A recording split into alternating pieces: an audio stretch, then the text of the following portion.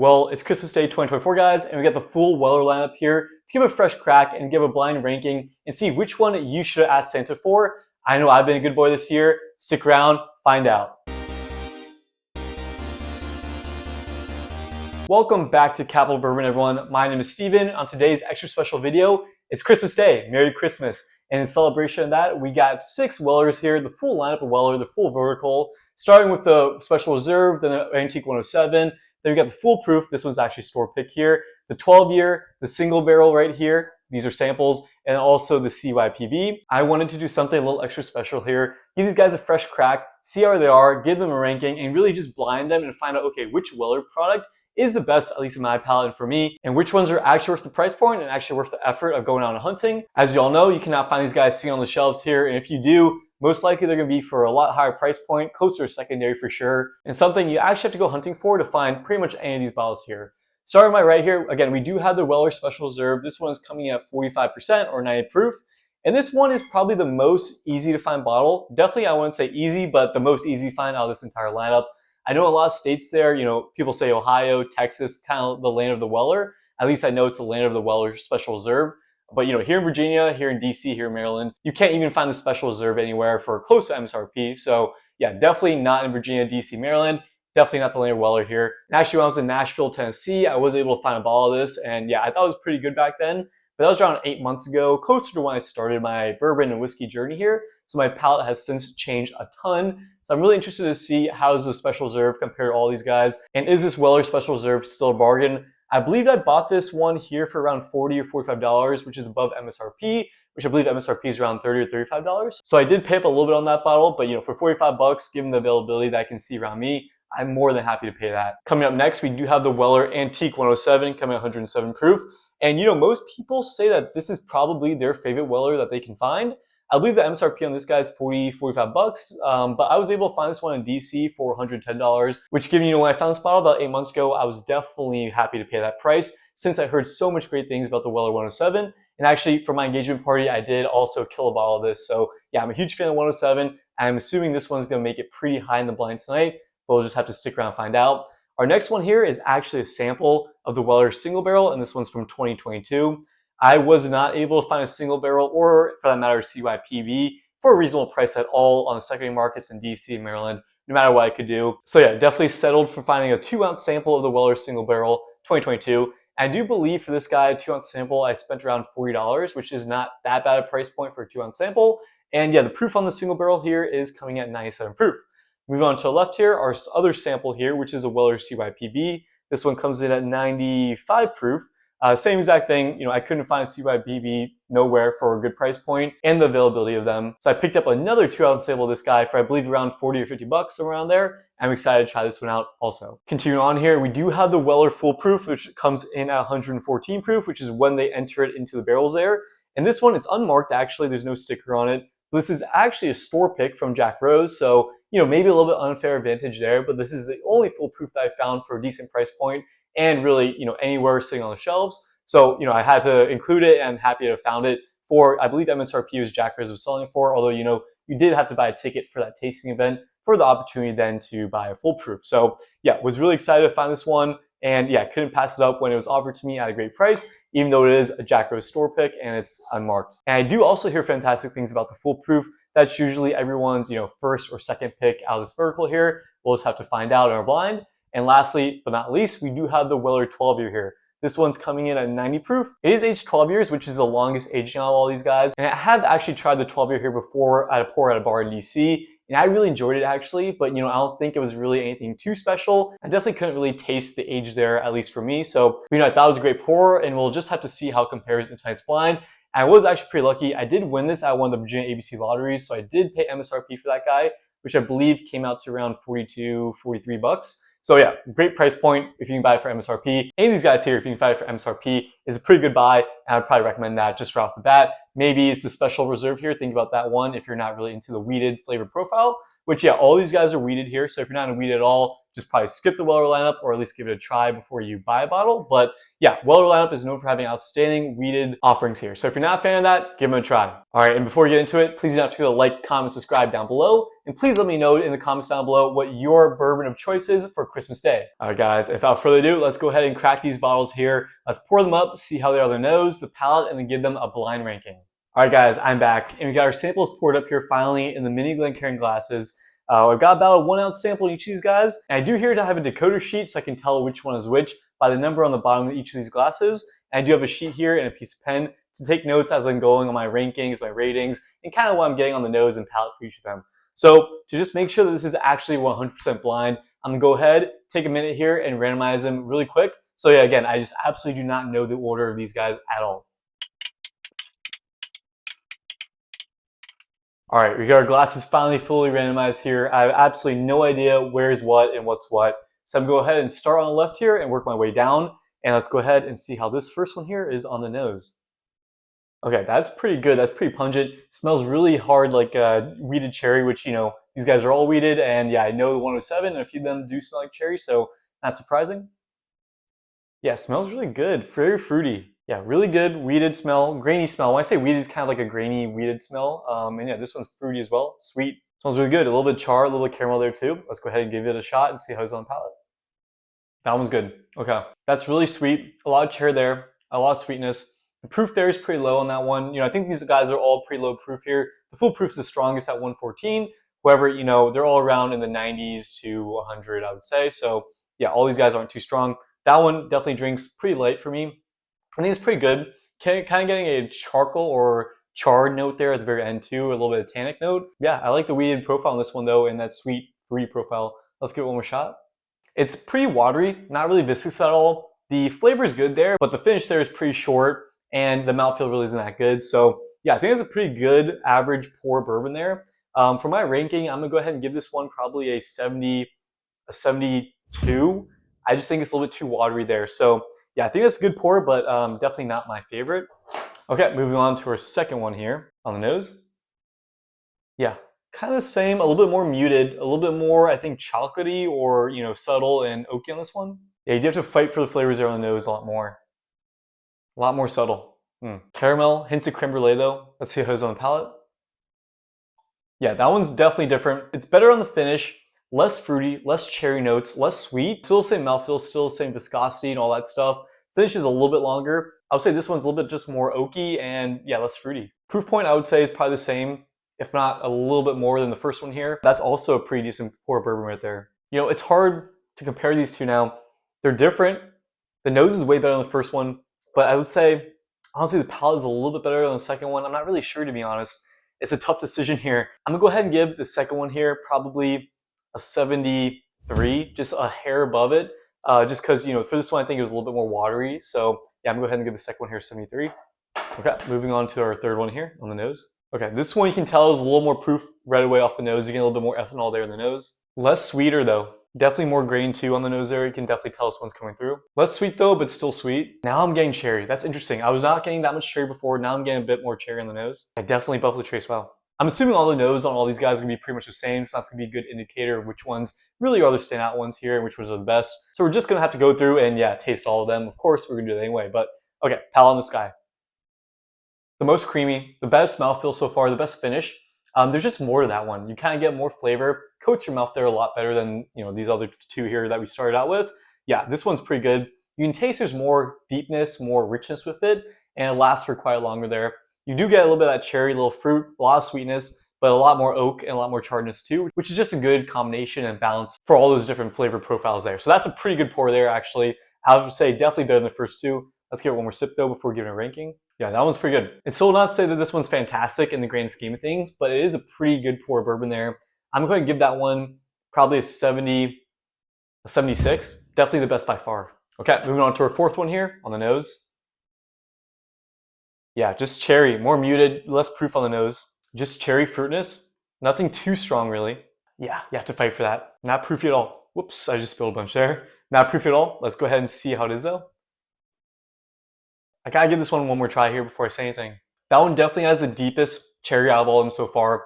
Pretty deep red fruit there. Not just a plain, kind of cherry flavor, but yeah, deeper, redder fruit there. More like a raspberry, kind of a plum too, even though it's going a little bit more darker. But yeah, definitely the deepest flavor there too. The proof is a little bit higher actually. I wasn't getting that on the nose at all, which is a good sign. But yeah, the proof once you taste it is definitely a bit higher than at least all the rest here, I would say at least. Or at least for me, it's drinking a little bit hotter than the rest. So that one for sure has the most flavor, the deepest flavor, the most complexity. Yeah, that one's a pretty excellent pour bourbon actually. Let's give it one more shot here. That's really good. Yeah, wow. Christmas is delivering, Santa has delivered. That's really enjoyable. That's my favorite so far. That's a really good pour. I'm going to give that one an 83. That one's really good, really good. Okay, our fifth one here on the nose. Okay, this one, a little more proof, a little darker, deeper cherry, like maraschino cherry this time, not just like candy cherry. Sweet still on the nose though, really sweet on the nose. Okay, palate time. Immediately, that's the highest proof one for sure. Not too much cherry, not too much sweetness, a lot more oak, a lot more charred, a little bit more coffee and caramel. Let's just go for one more sip. Pretty high proof there. I would say that one does have some complexities to it. On the palate, there's a bunch going on, little fireworks I would say popping off here and there. Very small fireworks though, kind of like pop rocks. Your mind's kind of going everywhere on this one, but definitely sweet, cherry, oaky on this one too. But the flavors, again, it's little fireworks. It's nothing too strong, nothing too pungent and punching you and wanting to, take your candy or take your Christmas presents like the Grinch would. This one's pretty good, but it's a little muted there, I would say, right? So I think it's tough. It's tough here. Gotta get one more sip. Yeah, that's good. Wow, that's good. Definitely deeper, definitely richer, more complex. I'm gonna go ahead and say this one's a little worse than the number 4 one here. So I'm gonna go ahead and give this one an 81 here. It's really good, above average, I would say for sure. So yeah, let's give it an 81. All right, finally we're on to our 6th and final bourbon here of the night. Let's go ahead and see how it is. The most cherry, I would say. From what I can remember, the most candy cherry at least. Just sweetness too out of this one, nothing oaky. Yeah, definitely the most Buffalo Tracy cherry candiness I've ever smelled out of all these guys so far. So let's go ahead and give it a sip. That one has a perfect balance, easy to drink, a lot of cherry candy there, a good amount of oak too, good amount of charness. It does last for a good amount. The finish on that's pretty good. Mouthfeel viscosity, I would say, is a little bit less than, I forget which one it was, maybe the 3rd or 4th one here. But yeah, pretty good. Definitely above average, I would say there, at least on the mouthfeel. And the finish, I would say too, a little bit there too. Although I think all these guys are drinking a little bit of water, at least for my preference. But this one, so far, really good. Let's give it one more shot here. Good, yeah. Again, just a bunch of cherry. Hints of caramel there on the back end, oak on the back end as well. Again, the finish does last for a bit there. It's pretty good. I'm gonna give this one probably a little bit lower than the last two here, number 4 and number 5. Just I think the mouthfeel and the finish and kind of the viscosity in this one's a little less, and the complexity is a little less too. So I'm gonna go ahead and give this one a solid score here of 80. All right, well that does it for our first pass through here. Starting from our left to our right, once again, we gave this one here a 72, then we gave this one, the second one here a 73, third one a 76, 83, 81, and 80. What I'm gonna go ahead and do now is take some water, take some time, and go from the right side this time back to the left side, revise my scores, see how they are once I sell them a little bit here, and be right back with you guys with my final rankings. Give me one moment for that. All right, guys, I'm back with the final rankings here, and that did actually take quite a while. It took probably around 10 minutes to really narrow down the nuances between each of them and my final ranking for each of these guys here. And I was drinking a bunch of water in between each of them. So yeah, took a long time, was drinking water, and I think I have my rankings nailed down. Let's just go ahead and start with our rankings here. We'll start from the least to the best. Coming in last place here was actually our position number 1, which I originally gave a ranking here of 72. And I said, for my tasting notes at least, water question mark, wood, oak, water, and it has okay sweetness. So let's go ahead and see what this guy is. Our position here is number 5. And number 5 corresponds in our little decoder sheet here. Number 5 corresponds to the CYPB. Create Your Perfect Bourbon, guys. I'm not sure which year this one is from, but Create Your Perfect Bourbon for me, at least this year, is coming in last place here. That's insane. Considering that bottle goes for around $350 to $450 on the secondary market. It's extremely hard to find, and you basically have to get really lucky or at least get it on the lottery. Yeah, coming in last place, that's pretty insane. I would say, for the price point on this guy, if you can find an MSRP, it's probably worth picking up. Although for a ranking of 72 here, there's definitely other bottles you could pick up for probably around the same price point as the MSRP on the CYPB there. But yeah, pick it up at MSRP. Don't pick it up for paying more if you can't find it for that. Yeah, it's absolutely not worth it for the price point of the secondary and not worth it for the hunt here. Okay, and coming in here at number 5, our 5th place here is actually position number 2 with a rank of 73. Is our second to last worst one there. And again, my tasting notes for there, I said water question mark, more brown sugar, which is why I gave it position number 5 and 1 point higher than the CYPB. And for this guy, we got a number of 6, which here decodes to the special reserve. Okay, I was expecting the special reserve to come close to the end. I was expecting it to come last, honestly, not the CYPB. But yeah, special reserve bottle comes around $30 MSRP. I have tried a lot of it before. I wasn't really too impressed. It's pretty much a one-note hitter, and yeah, for me, it was pretty watery. It wasn't really anything surprising or special, so not surprised to come in number 5 here. That's not bad though for the price point. A rating here of 73 could be worth it if you can find MSRP for around 30 bucks there. 4th place here though is position number 3, so 654 here.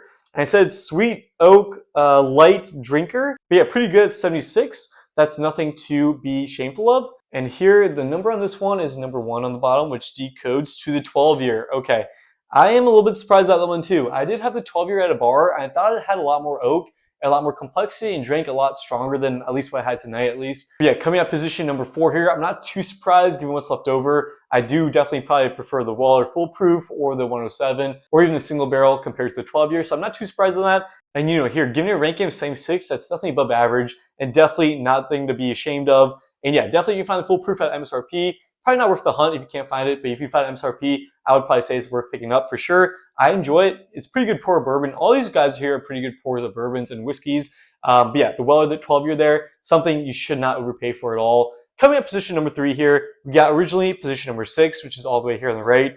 I gave it a rating here of 80. And it says good complex oak, sweet, but lacks the mouthfeel for sure and lacks the finish there compared at least in positions number 1 and 2. And this one here, position number 6, has a number of 2 on the bottom. And number 2 decodes to the single barrel. Okay, I did hear the single barrel was definitely better CYPB. But again, the price point there, $400 to $450 there in secondary. I would probably say it's not worth it there. Coming in here and ranking number 3, there's definitely way better bottles you can find for a lot cheaper than that and way easier than the Weller single barrel here. So again, if you can find that MSRP, it's probably worth picking up. I give that a rating of 80, which is pretty good, really good bourbon actually, and definitely well above average there. So you can find it for MSRP, it's worth picking up. But definitely don't go spending an arm and a leg and wasting a bunch of time to find a bottle here of the Weller single barrel. Okay, coming in ranking number 2 here, or runner up, that's going to be position number 4. And for my taste notes on that, I originally gave it a rating here of 83, but then I dropped it down to 82 on my final pass there while I was comparing them here back and forth. And for this one here, I said on my palate, my tasting notes, I said it was a cherry bomb, sweet, complex, and good proof, and a good mouthfeel on this one too. And for this one here, position number 4, the number is number 4 as well. And that decodes to the 107. Okay, the 107 is a fantastic pour and a rating of 82. That's something well above average here. You get a bunch of unique flavors here. It's a cherry bomb for sure. Definitely the best cherry bomb and probably sweet bomb that I've ever tried. Definitely, I can see why people think this is one of their favorites, especially for the price point and availability on this guy. This is probably the second most available bottle you can find. And I was able to find this one in DC for $110, $120 all day at multiple stores there. So yeah, definitely a good availability on this guy and definitely makes this one a lot more attractive for the rating since you can find this guy multiple times a year and a lot more common than, the CYPB or the single barrel here. So the 107 there is absolutely worth buying, I would say, especially at MSRP. For me though, I'd probably say I would spend up to another $100 again to find and buy the Weller 107 Antique again, just to keep it stocked on my shelves. I think it's pretty good. Definitely well worth the MSRP on that guy. But yeah, I wouldn't pay anything ridiculous that you can probably find in secondary.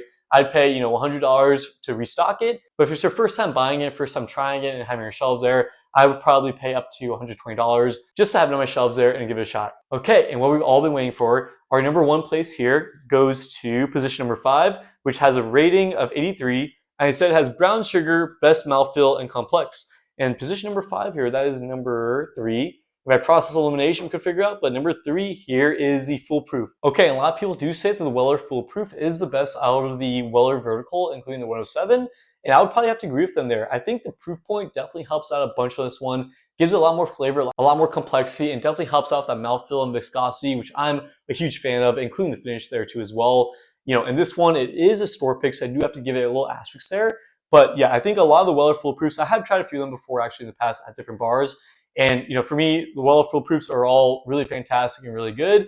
And again, well worth for the price point there. On the secondary market, you can probably find these guys for around $150 to $200, depending on what time of year it is and who's selling it and if it's a store pick or not. But I think it's definitely worth it above MSRP.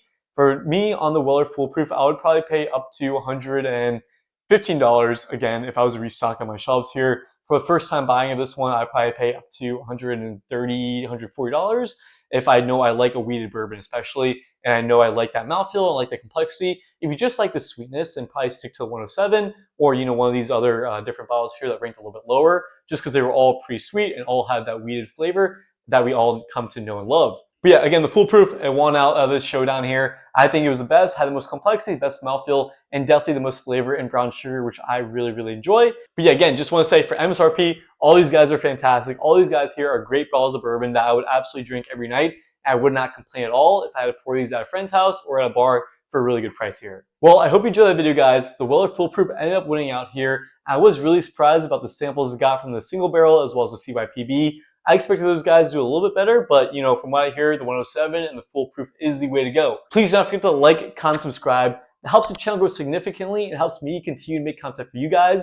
And if you enjoyed this video, which I enjoyed making a bunch, please don't forget to leave a comment down below on what you think is the best bourbon for Christmas and just for the fall and winter season in general. Without further ado, guys, I'll see you in the next one. Merry Christmas, Happy New Year's, enjoy whiskey for the end of the year, and cheers.